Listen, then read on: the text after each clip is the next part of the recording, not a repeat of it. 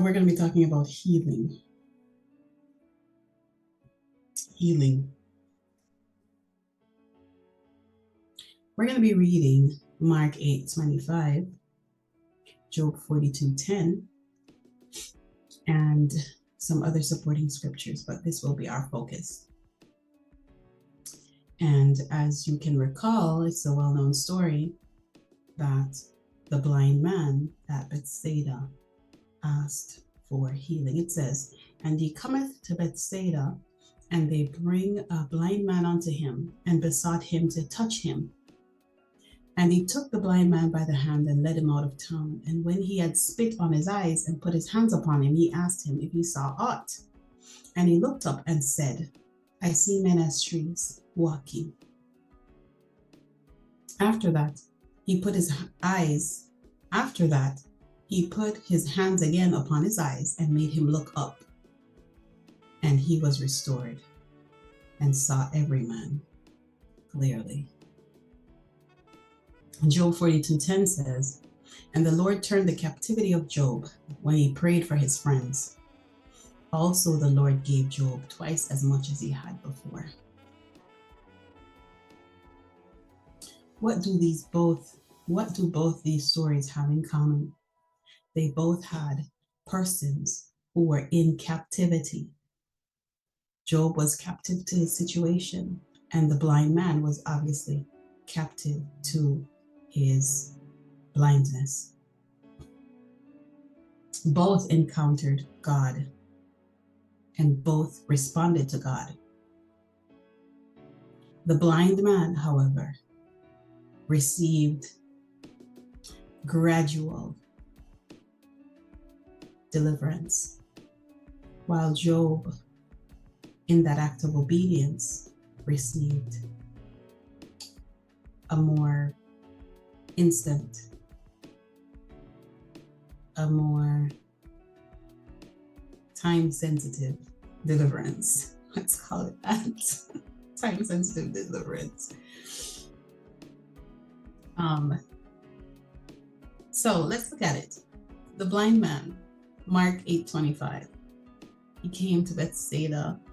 Jesus came to Bethsaida, and they brought him a blind man, and they sought him to touch him. So now they're looking for instant. Just hold on to him, and he will be instantly delivered. But sometimes our situation is as such that we cannot simply be relieved of it, lest we forfeit the lesson. And the lesson could be a retraining in reliance. The lesson could be introspection. The lesson could be alignment. For the blind man, we'll see that it's alignment for him. And the blind man was led out. The blind man was first led out from his familiar surroundings. He was led out. After he was led out, now being led, you have to walk and rely. This is a blind man, he cannot see, so he had to rely or rest on Jesus as he's being led out. He also has to walk with God as he's being led out. He also has to trust in God as he's being led out. Now, he also has to decide to submit to the person leading him out. This blind man had to have faith in the person leading. And he led him out, and he took him by the hand, and he spat on his eyes, and he asked him, "Can you see?" And he looked up and said, "I see men as trees walking." And after that, he put his hands again upon his eyes, and he made him look up. Notice the man had to submit to the process. Some of us, we get frustrated in a process, and especially if we don't have any relevant experience. We don't have any type of information to pull from, any familiarity. We will usually dismiss it as being foolishness. What if the blind man was not submitted to the process? What if the blind man decided the first time it didn't work and I'm not going back, you're wasting my time? The process helps us to be submitted. It helps us to surrender at each phase, because the first time he looked up and he saw the men as trees. The men were blurry. He was not seeing clearly. He could see, but his vision was not fully restored. He was not fully delivered. Sometimes we come out of the process too quickly and we do not allow full deliverance. And so there's a relapse because we do not allow the process to come to maturity. And he looked up and he saw the men as trees walking. And after that, he put his hands again upon his eyes and he made him to look up. Here we are. Submit again to the process. Be patient with the process. Trust me in the process. I'm leading you in the process. Rest on me in the process. And he put his saliva on the man's eye and he asked, "Can you see?" Notice that he put the saliva on the man's eye, mixed it with the earth, and he put it on the man's eye. What is that? That is the eye salve. So the man had a blindness issue, but this blindness issue was not only physical, but also spiritual. So he asked the man, "Can you see?" And notice in the scripture, the man looked up. This is very significant because whenever you would see look up in scripture, it's telling you of revelation. So what we're seeing happening to the man is that his spiritual eyes were opened. After Jesus would have placed the eye salve on his eyes, which is the spittle, he had placed the spit on his eyes, then the man could see spiritually. How is that supported by scripture? The spittle is actually water. And notice it's coming from the mouth of God. The only way that you can discern is through the word. Your capacity in the word is how you see. So notice it's coming from the mouth of God to the man's eyes. He's being washed with the water of the word. And so his eyes are opened. So the eye salve, we see this imagery once more when we go to Revelations 3:18. And in Revelations 3:18, we're seeing that one of the recommendations to the Laodicean church is that they should anoint their eyes with eye salve so that they can see. What is the commonality between these two? Well, the blind man didn't have spiritual sight, and the Laodicean church was spiritually blind. And so we're seeing that parallel here, and this is why we're applying this in this context. So at first, the man was unlocked to spiritually see. He was given discernment. He was able to see from the perspective of God. And he said he saw men as trees. But notice that the man also looked up. The scripture didn't say that the man looked at him. The man looked up. Looking up is a sign or a symbol of revelation.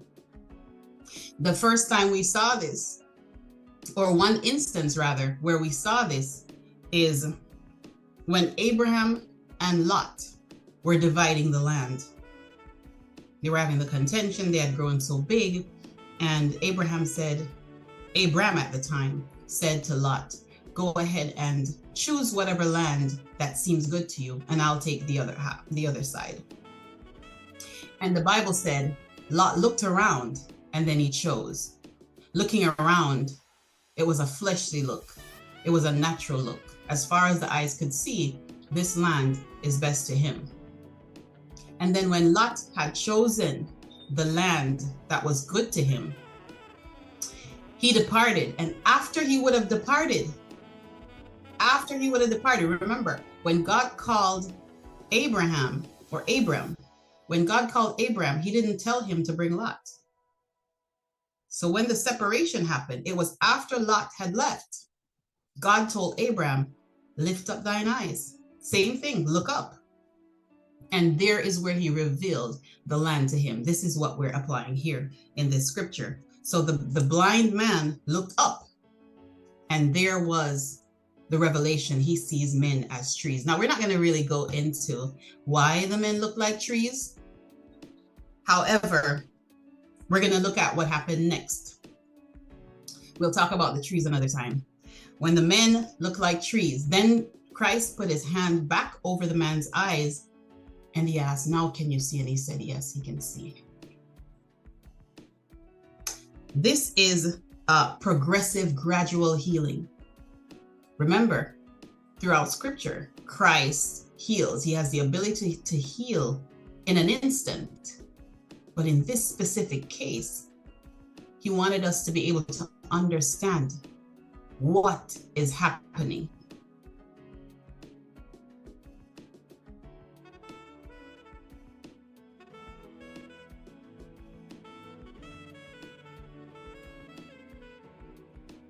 And sometimes the environment blinds you.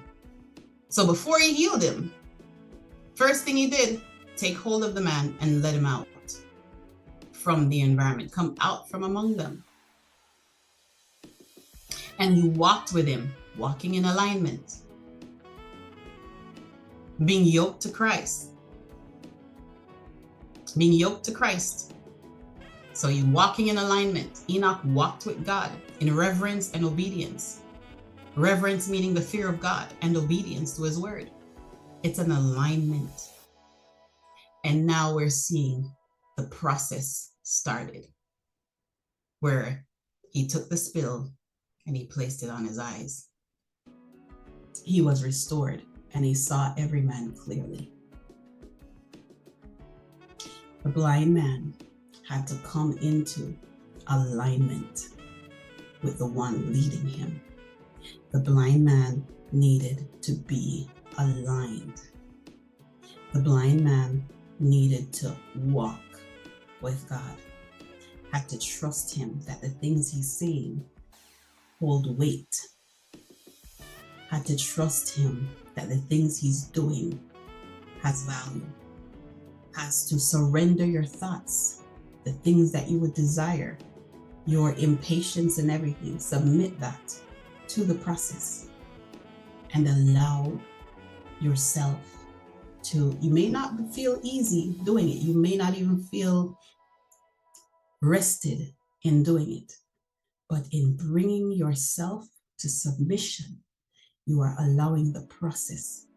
As long as you are taking control, authority of the process, your body doesn't have to like it, your mind doesn't have to like it, but there's something that you can't put your finger on that is causing you to stay the course. There's something that you cannot explain that's causing you to stay the course.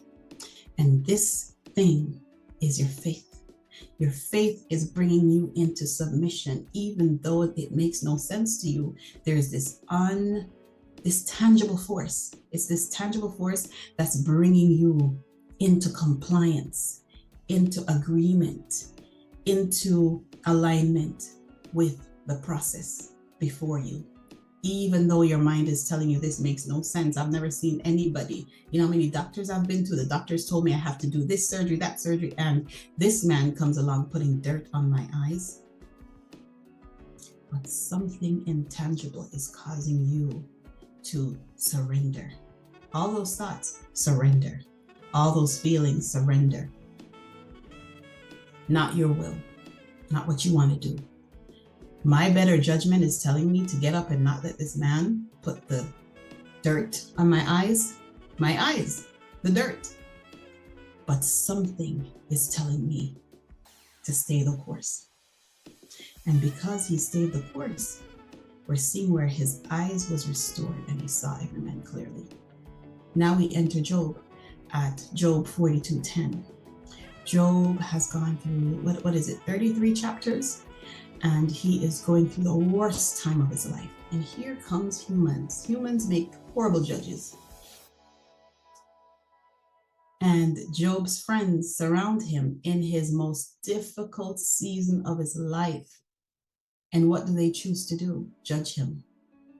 Oh, from my experience, if persons are going through this hardship, it means that you have done something wrong somewhere. You have to admit it. How can you continue to say that you're right? How can you continue to say that you're innocent?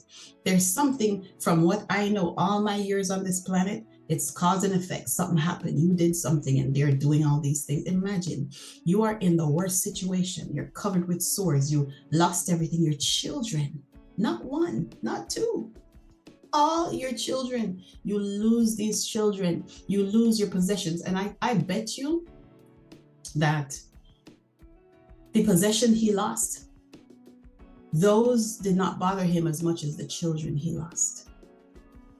And here he is in the turmoil of his soul, and his friends come and they're passing judgment based on their limited minds, their limited experiences. If you think about it in the grand scope of things, your 70, 90 years that you live is but a drop in the bucket to all that needs to be learned in this world. And you will never know all of it. How can you then feel comfortable applying your limited knowledge in a vast world to an individual situation that you know nothing of? If your judgment is not guided by the truth, the reality defined by God, then, my friend, we need to be seated. And the scripture says, Job 42:10, and the Lord turned the captivity of Job when he prayed for his friends. And also the Lord gave Job twice as much as he had before. In Jamaica, we would say brata. He got more than he had before. I want to turn your focus to Job's mindset, and I'm applying my human experience to this for purposes of illustrating something. Job had his friends, and his friends hammered him with what was not true. And God sent the friends to pray to Job so Job could pray for them. And Job had to align to that. Alignment is not easy. Imagine you just, be honest, you just came out of a terrible situation. You lost everything, and your friends are telling you that it is justified. You did something and you're getting a repayment because of how you were living your life.